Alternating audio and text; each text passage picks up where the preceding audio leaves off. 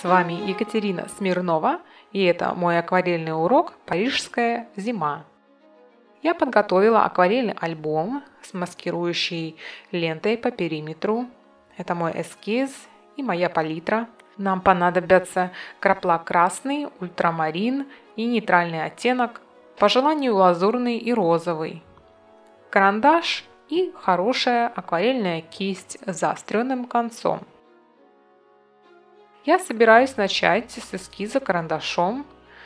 Следуя правилам перспективы, я отмечу положение моих деревьев и схематически зарисую La Tour Eiffel, Эйфелеву башню. Не нужно увлекаться деталями, только сделайте очертания. Теперь нанесите воду на область, где будут деревья.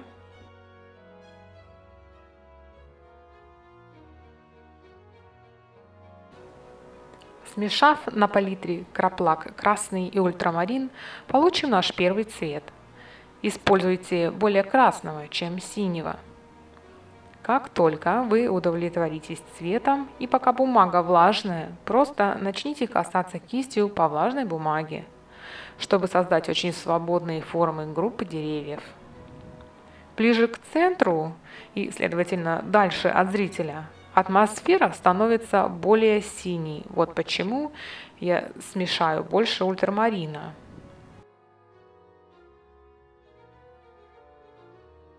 Нижнюю часть под кронами деревьев я напишу смесью лазурного.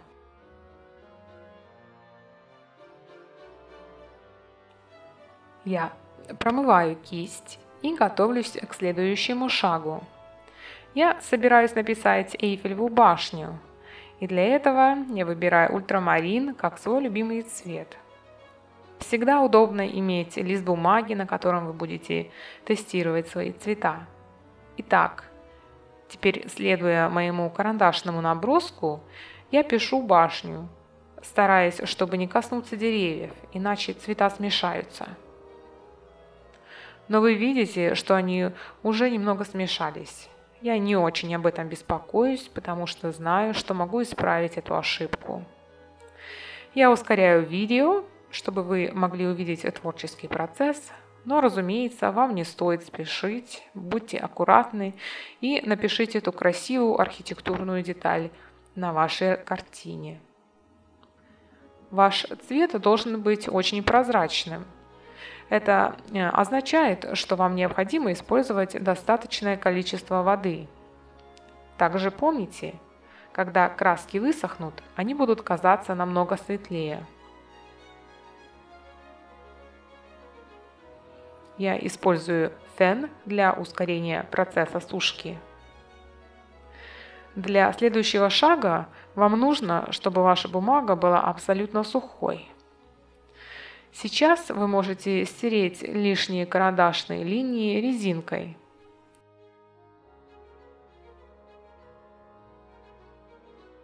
Я выбираю коричневый цвет, который смешала с красным краплаком и ультрамарином. Буду работать над стволами деревьев.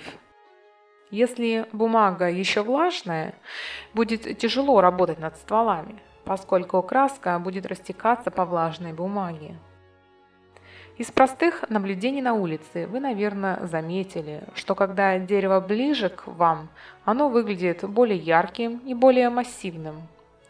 Когда деревья дальше на расстоянии, стволы выглядят намного стройнее, деревья кажутся ближе друг к другу, да и выглядят они намного меньше.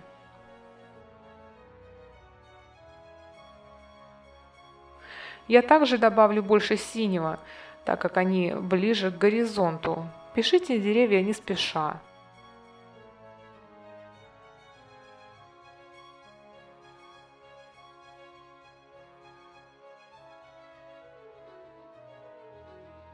К ближним деревьям я добавляю более насыщенные цвета и утемняю стволы. Возможно, это самый сложный шаг, поэтому не торопитесь.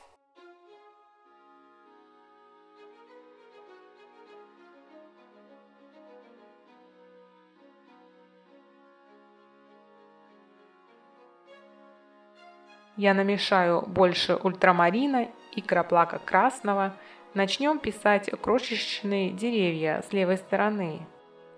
Опять же, мы следуем правилам перспективы. Я отталкиваюсь от наброска карандашом, начиная с самого близкого дерева, это сосна или ель. Я напишу ряд деревьев, постепенно уменьшая их к центру.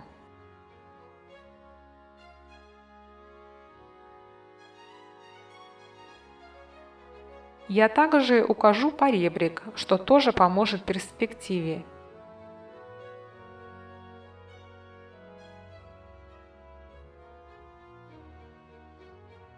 Я хотела бы добавить более деталей на Эйфелевой башне. Я использую тот же самый ультрамарин, что и в прошлый раз, или чуть-чуть более насыщенный. Добавляя тени и некоторые декоративные детали на башне, вы сможете улучшить картину. Вам не нужно вдаваться в подробности, поскольку башня находится на далеком расстоянии. Чем дальше на расстоянии, тем более детали сливаются с атмосферой. Даже очень сложный объект может казаться однотонным.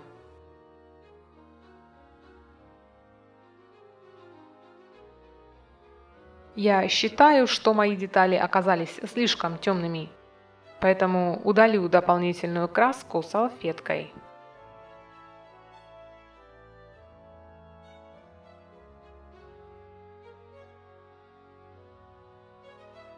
Вот эта пара – наши главные герои, поэтому я постараюсь их написать хорошо. Я практикуюсь над силуэтами этой пары на отдельной бумаге. Я выбираю самый темный цвет, это нейтральный оттенок. Если у вас такого нет, вы можете взять черный и смешать его с ультрамарином.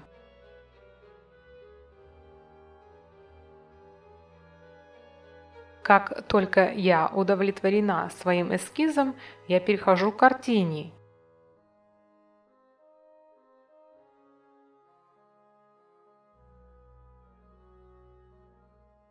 Еще одна деталь, которую я хотела бы добавить к этой работе, это серия уличных фонарей. Следуйте тем же правилам перспективы, что и с деревьями. Чем ближе фонарь, тем он больше и темнее. Далее на расстоянии намного меньше. Еще я добавлю немного цвета на дорогу.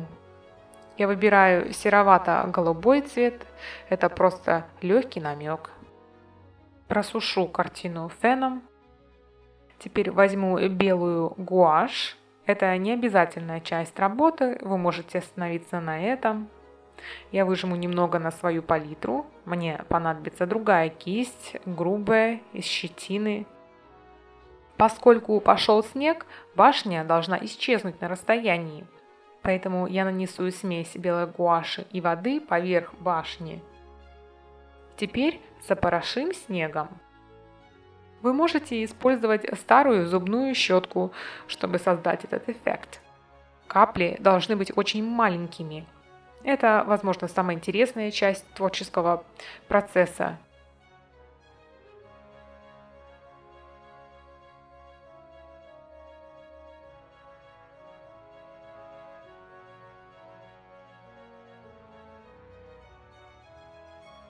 Вы видите, что когда краски высохли, они практически исчезли. Это значит, что я использовала недостаточное количество белой гуаши. В этот раз я смешала более густую смесь и продолжаю работать над снегопадом. Давайте создадим новогоднее настроение и получим удовольствие от процесса. Убедитесь, что ваш стол защищен, потому как краска летит повсюду. Я снова высушиваю картину феном. Теперь пришло время убрать нашу маскировочную ленту. Она помогла мне создать замечательную рамку. А вот вам маленький сюрприз. Это новогодняя открытка для вас. Пожалуйста, не стесняйтесь и комментируйте, задавайте вопросы. Вы меня с легкостью найдете в социальных сетях.